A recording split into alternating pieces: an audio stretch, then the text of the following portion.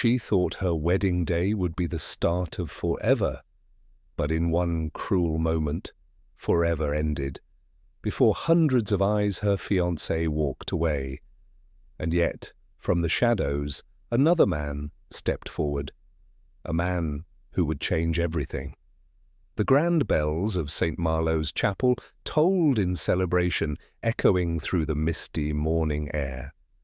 Guests flooded the pews, whispering in admiration as Lady Arabella Fairfax, radiant in ivory silk, walked slowly down the aisle.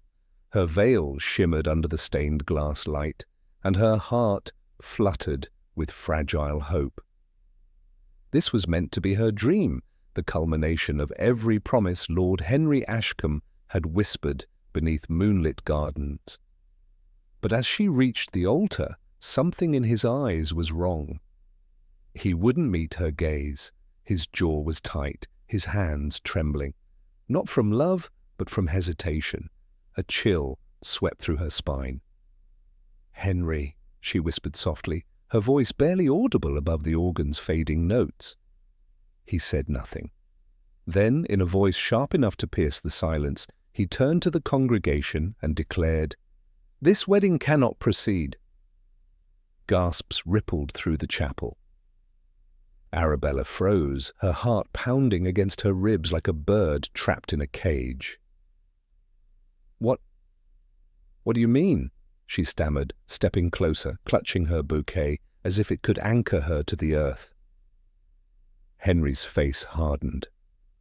"I cannot marry you, Arabella. There are things I've learned, truths that make this union impossible." The murmur in the room swelled like a storm. Arabella's vision blurred. She felt the world tilt beneath her. "Impossible," she echoed, her voice breaking. "After everything you swore—" He cut her off coldly. "I'm leaving for London tonight. I suggest you do not follow." And then he walked away. Just like that. The man she loved, the man she was supposed to spend eternity with, the bouquet slipped from her trembling hands, petals scattering across the chapel floor like the remnants of a shattered heart. Guests began to whisper, some in pity, others in cruel delight. "She's been jilted! At the altar!" What disgrace! The humiliation burned hotter than tears. Arabella wanted to run, to vanish, to escape the hundreds of eyes staring at her like vultures circling a dying creature. But her legs wouldn't move. That was when she felt it. A presence. At the far end of the aisle, half hidden in the shadow of the chapel's stone arch, stood a man. Tall, broad-shouldered, dressed in a dark coat that absorbed the light rather than reflected it. His eyes, piercing grey, never left her face. The whispers grew louder now, turning from her shame to curiosity. "Who is that?" "Is that the Duke of Ravenscar?" Arabella had heard the name before. Everyone had. The Duke was a man of mystery, the reclusive, scarred by tragedy, and rarely seen in public. Rumour claimed he had buried both a wife and child. Others whispered darker things, that he was cursed, dangerous, haunted. Yet, as his gaze met hers, she saw no cruelty there, only something deep, unreadable, and strangely kind. The priest cleared his throat nervously. "My lady, perhaps we should—" But before he could finish, the Duke stepped forward. His boots echoed on the marble floor, each step measured, deliberate, commanding silence. When he reached her, he bowed slightly, not in mockery, but in quiet respect. "Lady Arabella," he said softly, his voice low and calm, "you deserve not pity, but dignity. Allow me to escort you from this place." The crowd stared in stunned silence. Arabella, trembling and tear-stained, could only nod. He extended his hand, steady, strong, protective. And for reasons she could not explain, she took it. As he led her down the aisle, past the same guests who had moments ago whispered her ruin, something shifted. The pity in their eyes turned to awe, the murmurs fading into breathless silence. Outside, the wind whipped through the courtyard, carrying away the sound of her broken wedding bells. Arabella turned once more toward the chapel, toward the life she had lost, then looked up at the man beside her. "Why?" she asked, her voice barely more than a whisper. "Why would you help me?" The Duke's grey eyes softened for just a heartbeat. "Because," he said quietly, "no one should face their ruin alone." The carriage door opened, and as she stepped inside, she had no idea that this single act of kindness would lead her into a world darker, deeper, and far more dangerous than she could ever imagine. The rain began to fall just as the Duke's carriage rattled away from St. Marlowe's chapel.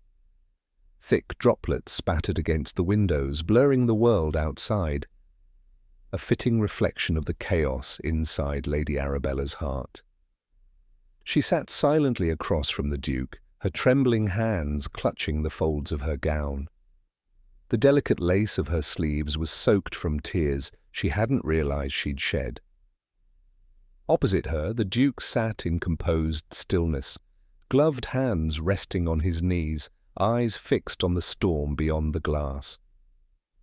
For a long time, neither spoke. The only sound was the rain drumming against the roof and the occasional crack of thunder rolling through the sky. Finally, Arabella broke the silence. "Forgive me, Your Grace," she said softly, her voice hollow. "I did not even thank you. I don't understand why you intervened." Lucian Ravenscar turned his gaze to her, calm, unreadable, like a sea concealing unseen depths. "No thanks are needed, Lady Arabella," he replied quietly. "What I did was simply what any gentleman should do." "Any gentleman," she whispered bitterly, "would have left me to my shame." A faint flicker, perhaps of pain, crossed his eyes. "Then I am no gentleman." The words hung heavy between them. For a moment, Arabella dared to study him more closely. He was younger than she'd imagined, perhaps in his early 30s, yet the shadows under his eyes spoke of sleepless nights and unhealed scars. His jaw was sharp, his features chiseled and severe, but his voice carried a gentleness that disarmed her more than any charm ever could. "You knew Lord Ashcombe?" she asked hesitantly. He gave a small nod. "By reputation, a man of charm, ambition, and little honour." Arabella flinched. "You knew he would leave me?" "No," the Duke said, his tone low. "But I recognized the look of a man running from his own cowardice. It is not the first time I've seen it." The carriage lurched as it turned off the cobbled street and onto a winding country road. Through the rain-streaked window, Arabella saw dark forests and rolling moors stretching into the distance. "Where are we going?" "To Ravenscar Manor," he answered simply. "You cannot return home tonight. London society would tear you apart before dawn. My estate is secluded. You will be safe there, at least for now." "Safe?" she repeated softly, almost to herself. "I'm not sure I even remember what that feels like." Lucien's gaze softened. "You will." They rode on in silence again. Yet under that silence was an invisible current, not of attraction, not yet, but of something rare, understanding. Two souls, both wounded by the world, sitting opposite each other in the dark. When the carriage finally arrived, Arabella was struck by the sight before her. Ravenscar Manor rose from the moorland like a dark cathedral, tall, brooding, yet breathtakingly grand. The iron gates creaked open, revealing a long path lined with flickering lanterns. The wind howled around its towers, and lightning briefly illuminated the intricate stonework. "It's beautiful," she murmured. "Others call it cursed," the Duke said simply, stepping down to offer her his hand. "But beauty and tragedy are often the same thing, are they not?" Arabella hesitated before taking his hand, strong, warm despite the cold. As they entered the manor, servants bowed silently, their eyes curious but disciplined. The great hall was vast, filled with portraits that seemed to watch her as she passed. In the centre burned a massive fireplace, its warmth pushing back the damp chill of the storm. "You will stay here," the Duke said, leading her to a grand yet simple room overlooking the moor. "My housekeeper, Mrs. Havers, will attend to you. You need rest, not answers." Arabella turned to face him. "But I have lost everything, Your Grace. My reputation, my home, my future. What am I to do now?" For the first time, Lucien stepped closer, his eyes softening.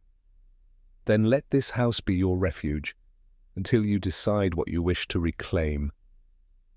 He bowed slightly and turned to leave, pausing only once at the door. "If you need anything, my study is down the hall. But I warn you, I am not good company." When he was gone, Arabella sank onto the edge of the bed, staring into the crackling fire. The warmth touched her skin, but the ache inside refused to fade. She thought of Henry's face, cold and proud, and the gasps of the guests who had witnessed her ruin. Shame threatened to suffocate her. Yet through the storm, through the grief, one image kept returning to her mind. The Duke's eyes when he had said, "No one should face their ruin alone." Those words, simple yet profound, echoed in her chest as the thunder rolled outside.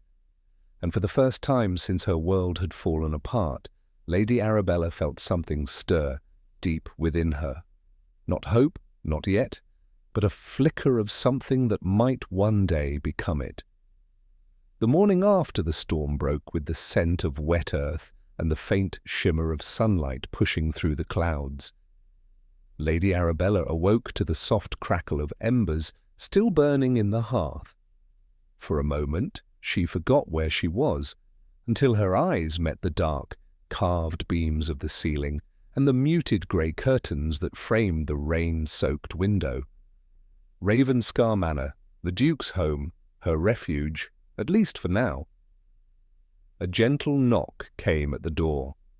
"Come in," she said softly, pulling her shawl around her shoulders. Mrs. Havers entered, a kind-faced woman with streaks of silver in her hair and eyes that had seen much of life. "Good morning, my lady," His Grace asked that you be made comfortable. Breakfast is served in the east parlour, if you feel able to join him. Arabella hesitated. The thought of facing the Duke again both comforted and unsettled her. "Please thank him," she said, rising slowly. "I'll come shortly." The east parlour overlooked the sprawling moors, endless waves of green and grey stretching toward the horizon. The Duke stood there, hands clasped behind his back, staring out at the mist. He turned as she entered, offering a small, courteous nod. "Good morning, Lady Arabella. I trust you rested well?" "Well enough," she replied, her voice gentle. "I fear I owe you an apology for intruding upon your solitude."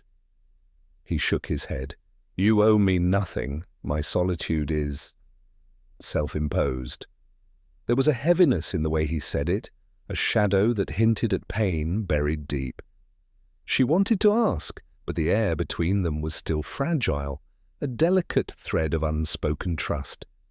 They ate in near silence, save for the occasional murmur of the fire and the faint sound of wind brushing against the windows. Yet Arabella's curiosity stirred. She had heard whispers about the Duke, about the tragedy that had driven him from London, about the woman he had once loved. Finally, she gathered the courage to speak. "You said last night that others call this place cursed. Why?" The Duke looked up, his grey eyes distant.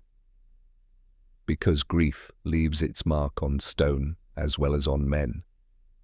This house has seen too much of it." "Your wife?" she asked softly, immediately regretting her boldness. Lucien's expression flickered, not anger, but sorrow. Yes, she and my son died 5 years ago. Fever. The physicians could do nothing. Arabella's heart clenched. I'm so sorry. He nodded, his voice quiet. It was long ago, yet the echoes remain. That is why I stay here, away from society's laughter and lies. London celebrates forgetfulness.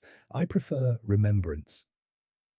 There was something profoundly human in his confession, a depth that made Arabella feel her own pain less like isolation and more like kinship.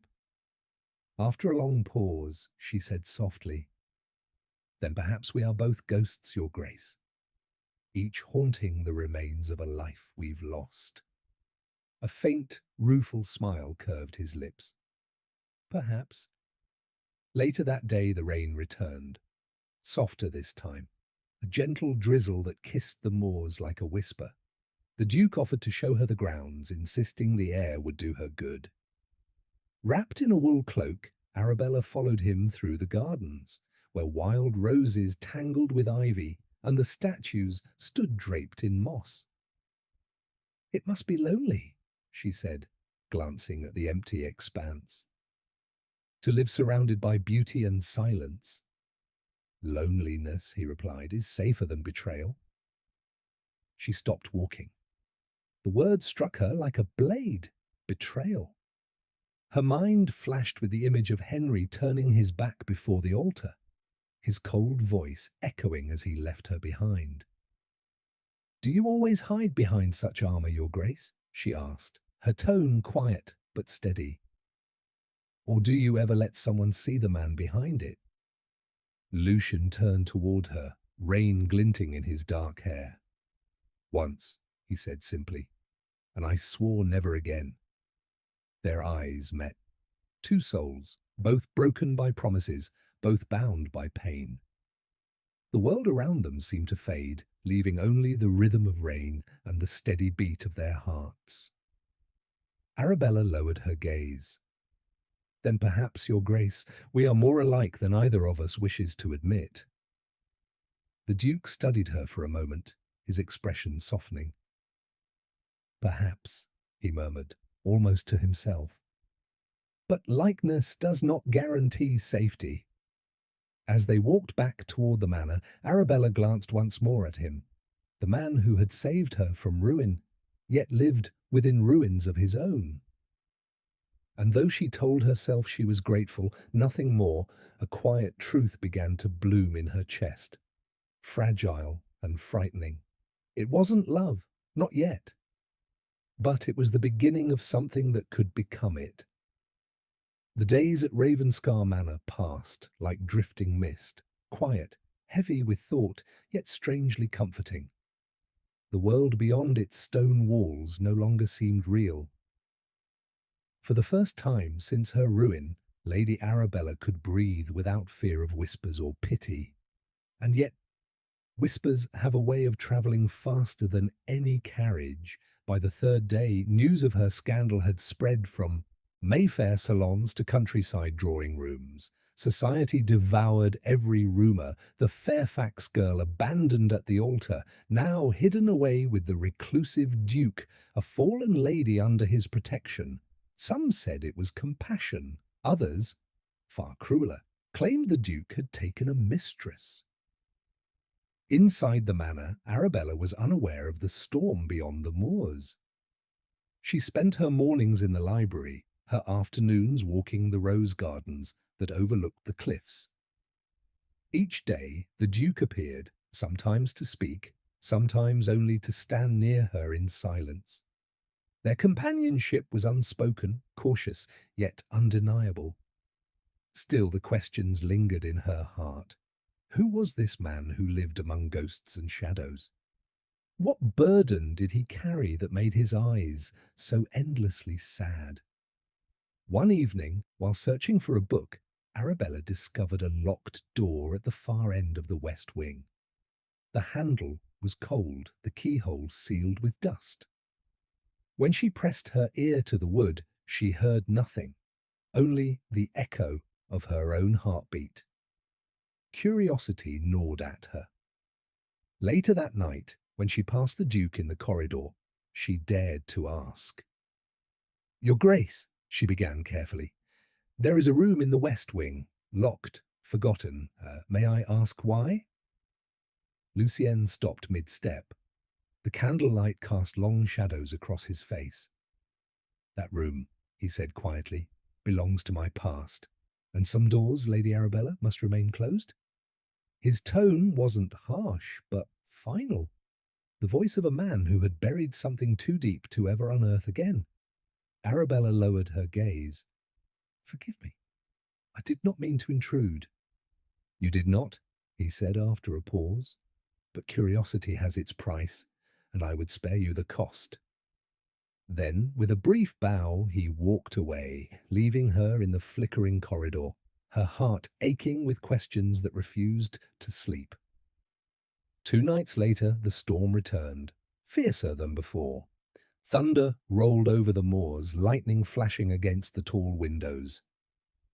Arabella stood at her window, watching the rain streak down the glass, when she saw a lone figure on horseback galloping up the drive.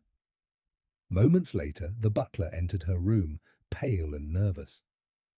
"My lady, there is a messenger from London, urgent correspondence for his Grace." She followed him to the main hall, curiosity prickling through her unease. The rider, drenched and shivering, handed the Duke a sealed envelope stamped with crimson wax. Lucien broke the seal, scanned the letter, and his jaw tightened. Arabella couldn't help but ask, "Bad news?" He folded the letter slowly, his expression unreadable. "London has discovered your whereabouts." Her heart stilled. "You mean your family?" he interrupted.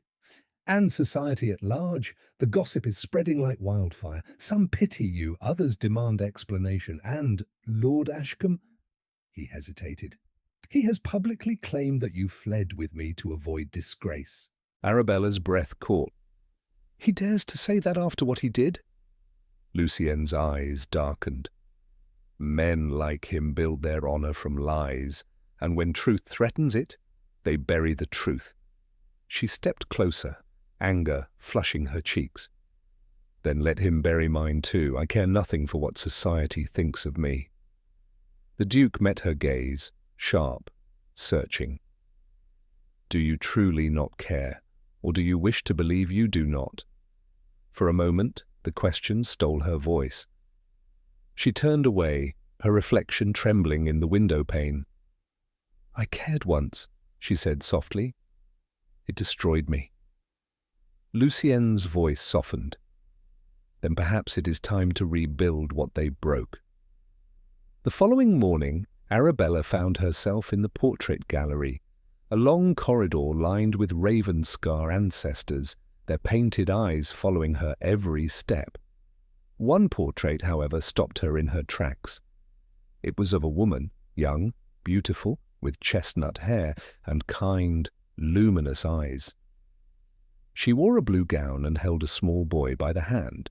The plaque beneath read, "Lady Evelyn Ravenscar and son, Thomas, 1814–1819. A sharp ache filled her chest. Now she understood the sorrow in the Duke's gaze, the loss that lingered in the corners of every room. "She was beautiful," Arabella whispered. "She was," came the Duke's quiet voice from behind her. Arabella turned, startled. He stood a few paces away, his expression unreadable but gentle. "I loved her more than my own life," he said softly. "And when I lost her, I swore never to open my heart again. You see, Lady Arabella, the world takes what you love most and calls it fate." Tears glistened in Arabella's eyes. "Then perhaps fate has brought you something else, not to love, but to heal." He looked at her for a long moment, the flicker of firelight reflected in his grey eyes. "Perhaps," he murmured, and then, more quietly, "if one dares to believe in such things again." The letter arrived one morning, sealed with gold, an invitation, to the Duchess of Pembroke's annual winter ball, the most prestigious event in all of London. Arabella found it lying on the breakfast table beside a folded note from the Duke. His handwriting was steady, deliberate. "You cannot hide forever, Lady Arabella. Let them see the woman they tried to break, and learn that she stands taller than before." She stared at the words for a long time. Her pulse quickened. "He wants me to return, to face them," she whispered. Mrs. Havers smiled gently. "His Grace believes that silence gives power to lies. Perhaps it is time you spoke without saying a word." Arabella looked out the window at the misty moors, at the wild roses dancing in the cold wind. The thought of stepping once more into that glittering world of judgment and gossip terrified her. Yet somewhere deep inside, something stirred. Strength. That evening, the Duke appeared at her door, dressed in a dark, formal coat. "I will not force you," he said quietly. "But if you attend, you will not go alone." She met his gaze, her heart hammering. "Then I will go." The night of the ball, Ravenscar Manor came alive with carriages and candlelight. The Duke's personal carriage gleamed black as moonlight as it rolled through the London streets. Inside, Arabella sat across from him, her gown a soft ivory silk trimmed with silver, the same colour as the one she had once worn to her doomed wedding. But tonight she was not the same woman. Her hair was swept into an elegant knot, her chin lifted with quiet dignity. The Duke's eyes lingered on her, not with possession, but with a strange reverence. "You are not what they will expect," he said softly. "Then let them be surprised," she replied. When they entered the ballroom, a hush fell like snowfall. Dozens of faces turned, noblemen and ladies, every one of them whispering, "It's her, the Fairfax girl." "With him?" "He brought her here." Arabella's heart raced, but the Duke's hand at her back was steady. He led her across the marble floor, as if he did not see a single soul around them. When they reached the centre of the ballroom, the music stilled. The Duchess of Pembroke herself approached, regal, curious, her fan poised in mid-air. "Your Grace," she said smoothly, "what an unexpected delight. And Lady Arabella, what a surprise to see you among us." Arabella curtsied gracefully. "Your Grace." The Duchess's eyes flickered with something, pity or perhaps fear of offending the Duke. "I had heard you retired from society." Arabella's voice was calm. "Rumour is an active creature, Duchess. It rarely rests." A few quiet laughs rippled through the crowd. The Duchess smiled thinly and stepped back. Then the Duke turned to Arabella, his expression unreadable. "May I have this dance?" Gasps whispered across the room. The orchestra hesitated until one sharp nod from the Duke made them begin. Arabella's breath caught as he took her hand, leading her into the waltz. The music swelled, violins and cellos weaving through the air like threads of light. She had been the subject of ridicule, of pity, of scandal. Yet here she was, dancing at the heart of London's most coveted ballroom, in the arms of the very man society called untouchable. Every eye followed them, every rumour burned to ash. "You are trembling," the Duke murmured as they turned beneath the chandeliers. "I'm terrified," she admitted softly, "but also alive." He smiled faintly. "Then you are winning." For a moment, the world faded. The music, the whispers, even the memories of heartbreak. There was only the warmth of his hand, the strength in his gaze, the steady rhythm that drew them closer with every step. When the waltz ended, silence fell once more, not mocking, but reverent. The crowd, as if spellbound, parted as they walked away. Later, as they stood on the balcony overlooking the glowing city, Arabella breathed in the crisp night air. "You planned all this, didn't you?" she asked. Lucien turned to her, his grey eyes soft in the moonlight. "I wanted them to see you as I do, not ruined, but reborn." Her lips parted, but words failed her. For so long she had been defined by her pain. Yet now she felt something shift within, as though a door had opened in her heart, one she'd thought locked forever. "I owe you more than I can say," she whispered. "You owe me nothing," he said gently. "You reclaimed your name tonight, not through me, but through your own courage." Still she stepped closer, drawn by something unspoken. The wind tugged at her hair, her gown whispering against his coat. "And what of you, Your Grace?" she asked softly. "Who will redeem the man who hides behind his sorrow?" For a long time he said nothing. Then, almost inaudibly, "Perhaps you already have." The night air shimmered with a pale silver glow, wrapping the terrace in quiet stillness. Below, the last of the carriages rolled away from the Pembroke estate, leaving behind only the sound of crickets and the fading echo of violins. Arabella stood at the edge of the marble balcony, her hands resting on the cold stone, her heart still racing from the dance that had changed everything. Behind her, the Duke watched her in silence. The man who had drawn her out of ruin, yet hid his own scars behind those storm-grey eyes. At last, she turned to him. "Why did you do it, Lucien?" she asked softly.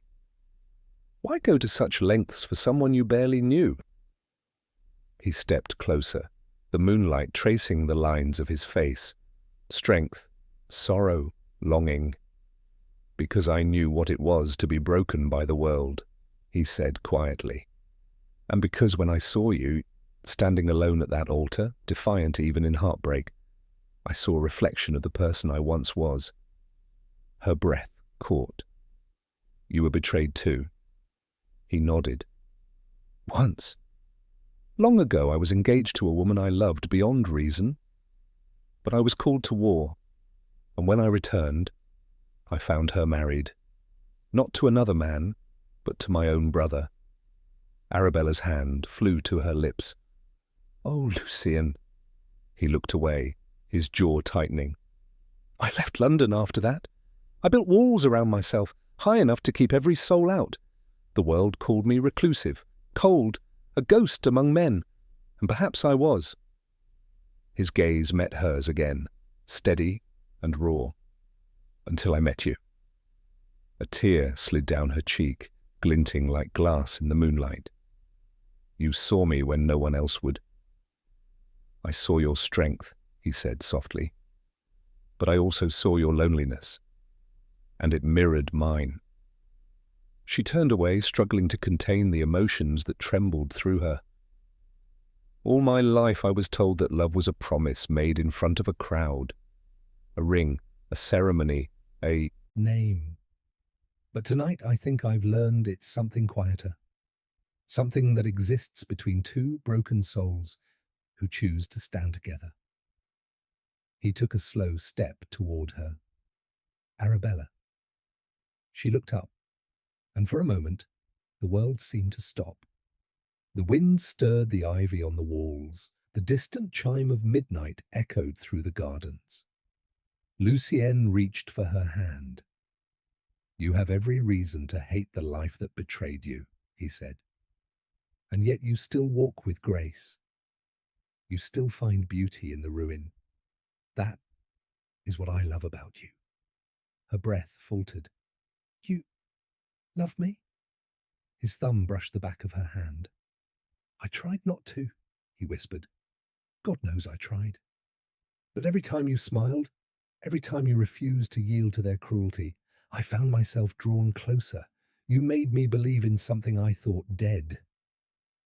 Arabella felt tears burning her eyes again, but this time they were not of pain. They were of release. "Lucienne," she said, her voice trembling, "I never thought I'd hear those words again. I never thought I'd feel them again." "Then let me give you something new to believe in," he said softly. From his coat, he drew a small velvet box, simple, elegant, untouched by grandeur. "I do not offer this to repair your past, but to build our future." He opened it. Inside was a single sapphire ring, its blue as deep as midnight. Arabella gasped softly. "Lucienne." He knelt, not as a duke before a lady, but as a man before the woman who had restored his soul. "Lady Arabella Fairfax," he said, his voice steady, "the world once turned its back on you, but I would walk beside you before every gaze, every whisper, every storm. Will you be my Duchess? Not because society demands it, but because we choose it?" Her heart broke open. She fell to her knees before him, tears shining on her cheeks. "Yes," she whispered, "1,000 times yes." Lucienne rose, sliding the ring onto her finger. The symbol, not of obligation, but of redemption. He drew her close, his hands trembling as they rested at her waist. And there, beneath the pale moonlight, the woman once betrayed and the man once lost to sorrow found their beginning. Not in a ballroom of witnesses, but in the quiet truth of two hearts that had finally healed. Once a bride abandoned, she became a duchess beloved, and he, once haunted by ghosts of the past, found his redemption in her courage. In the end, love did not arrive in perfection. It arrived in forgiveness.